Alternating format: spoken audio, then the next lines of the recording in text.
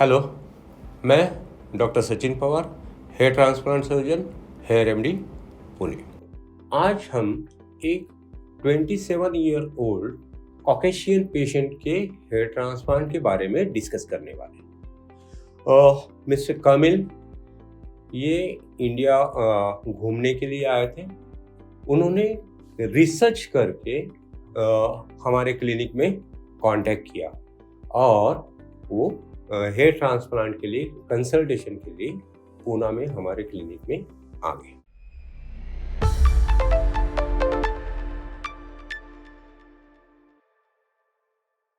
उनका कंसर्न ये था कि उनका हेयर लाइन थोड़ा रिसीडिंग हो रहा है और दोनों एंगल अंदर जा रहे हैं। इसमें और भी एक चीज थी कि उनका ये जो क्राउन एरिया है वो भी थिन्ड आउट हो रहा था और इस सब के लिए he wanted to get a hair transplant from our clinic. So हमने उनका जो कंसर्न्स था उनके बारे में डिस्कस किया और उनके लिए एक हेयर लाइन डिज़ाइन की। इनकी हेयर लाइन का जो हाईएस्ट पॉइंट था वो हमें वही रखा है, उसमें ज़्यादा आगे नहीं आ रहे हैं क्योंकि ज़्यादा आगे आते तो वो अननेचुरल हेयर लाइन हो जाती थी। और उनका ये जो एंगल यहाँ पर था, ये एंगल यहाँ पर था, तो उनको भी थोड़ा हमने आगे कर दिया है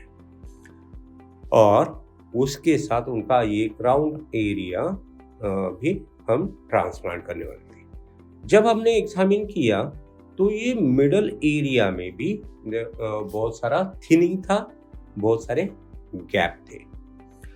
तो दोस्तों आप देख सकते हैं कि उनका सर्जरी के पहले का एंगल यहाँ था, जो हमने ये एंगल यहाँ पर ले लिया है और ऑन अदर साइड ऑल्सो ये जो एंगल इधर था उसको आगे लेने का डिसाइड किया और उसके साथ ये क्राउन एरिया भी हम भरने वाले थे और जो भी गैप्स ये एरिया में थे उनको भी हम भरने वाले थे। तो पूरा डिस्कशन के बाद पेशेंट के साथ सभी चीज़ों का डिस्कशन करने के बाद हमने डिसाइड किया कि उनका 5000 ग्राफ्ट्स हम करेंगे। मैक्सिमम ग्राफ्ट्स उनके पीछे के डोनर एरिया से लेने वाले थे। तो हमने डिसाइड किया कि उनका ये आगे का एरिया, फ्रंट पोर्शन, ये मिडल पोर्शन और ये क्राउन एरिया हम 5000 ग्राफ्ट से भरने वाले थे। इसमें मैक्सिमम ग्राफ्ट उनके स्काल्प डोनर एरिया से हम लेने वाले थे और जो भी रिमेनिंग ग्राफ्ट्स हैं वो बियर्ड में से लेने वाले थे। After trimming all his hairs आप देख सकते हैं कि ये एरिया और ये एरिया काफ़ी खाली हो गया है और ये एरिया भी खाली हो गया है। उसके साथ ये एरिया में काफ़ी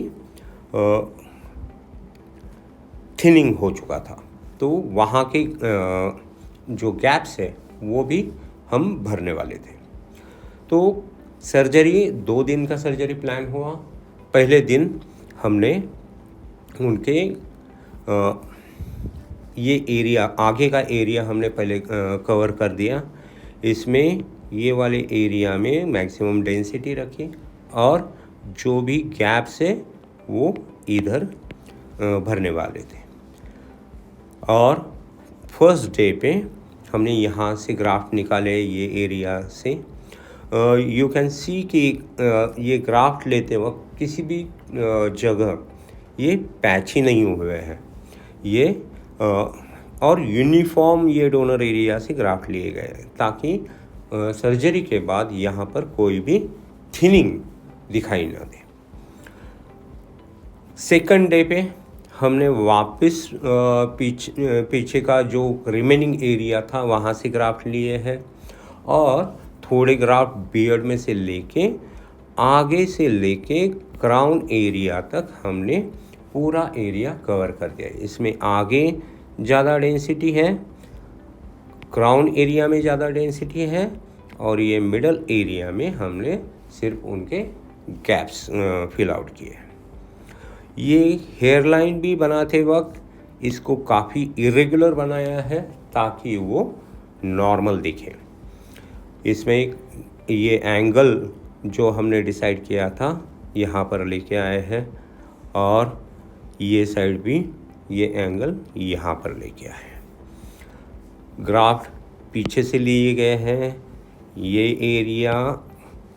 एरिया को हमने सेकंड डे पे लिया है और दिस एरिया हमने डे 1 में लिया था।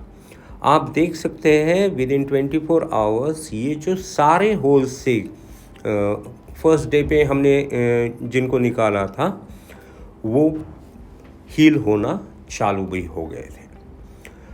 और ये इस तरह ये कवरेज उनका हो गया है क्राउन और आगे के एरिया से।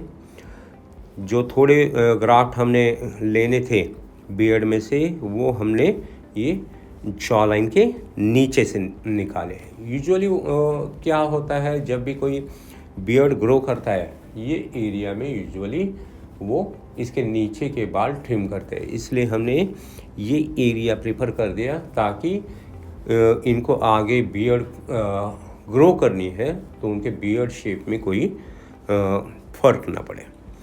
जब बहुत ज़्यादा बियर्ड हेयर्स लगते हैं कभी कभी किसी पेशेंट में, तो उन पेशेंट में भी हम यहाँ से नीचे वाले सारे ग्राफ्ट लेते हैं, लेकिन हम अगर ऊपर आ रहे हैं तो यहाँ पर अल्टरनेट ग्राफ्ट लेते हैं ताकि उनके बियर्ड शेप चेंज ना हो और वो proper natural looking beard grow कर सके।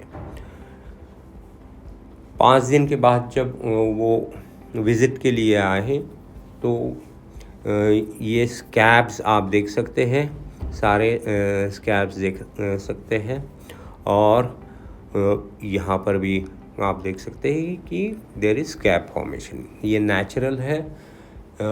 हेड वॉश के साथ विद इन 4-5 डेज़ ये यूजुअली सारे स्कैब निकल जाते हैं और 5th डे पे यू कैन सी कि ये जो पीछे का डोनर एरिया है वो पूरी तरह हील हो चुका है। वहाँ पर स्कैब फॉर्मेशन हो गई है, इस तरह आप देख सकते हैं। और बियर्ड एरिया में भी ये सारे वुंड हील हो गए हैं, just there is some redness in that area और ये रेडनेस भी नेक्स्ट 4-5 डेज़ में निकल जाएगा। ओनली चीज़ एक रहती है जब हम बियर्ड ग्राफ्ट लेते हैं ये एरिया को हमको सन के रेज से बचाना होता है क्योंकि ये हीलिंग स्टेज में एरिया है और हीलिंग स्टेज में अगर इस पर यूवी रेज ज़्यादा पड़ते हैं तो पिगमेंटेशन होने का चांसेस रहता है। इसलिए हम पेशेंट को एडवाइस करते हैं कि 1 महीने के लिए आप ये एरिया पर सनस्क्रीन यूज़ करें ताकि वहाँ पर कोई पिगमेंटेशन ना हो। अभी रिसेंटली हमारे पेशेंट ने ये फ़ोटोज़ हमको भेजी है। इसमें आप देख सकते हैं आगे काफ़ी अच्छी डेंसिटी आई है, नेचुरल लुक दिख रहा है, यहाँ पर कोई भी अननेचुरल नहीं दिख रहा है। इसमें पीछे का डोनर एरिया आप देख सकते हैं, यहाँ पर कोई भी थिनिंग नहीं है, इसका क्राउन एरिया भी अच्छे से कवर हो गया है। यू कैन सी कि डेंसिटी इतना डेंसिटी हम अचीव कर पाए हैं इनके पूरे एरिया में। साइड से भी देख सकते हैं ये प्रॉपर एंगल डेवलप हो गया है जो कि मेल एंगल है और इसमें कोई अननेचुरल कुछ नहीं दिख रहा है और उसका एंगल डायरेक्शन हेयर्स का एकदम परफेक्ट हो गया है। Same thing on this side also, उनका एंगल काफ़ी अच्छा हो गया है। There is no unnatural look in this region. तो दोस्तों इस तरह ये 27 ईयर ओल्ड कॉकेशियन पेशेंट जो पोलैंड से इंडिया आए थे और काफ़ी सारा रिसर्च करके हमारे साथ उन्होंने हेयर ट्रांसप्लांट किया है।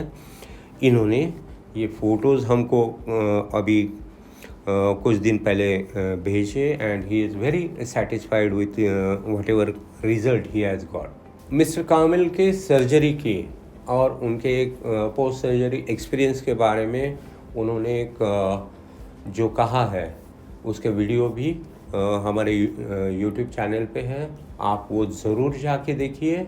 और आपके और कोई क्वेश्चंस है या कुछ डाउट्स हैं, आप लोग हमें कमेंट बॉक्स में लिखिए, हम आपके सारे सवालों के जवाब देने की कोशिश करेंगे। Thank you.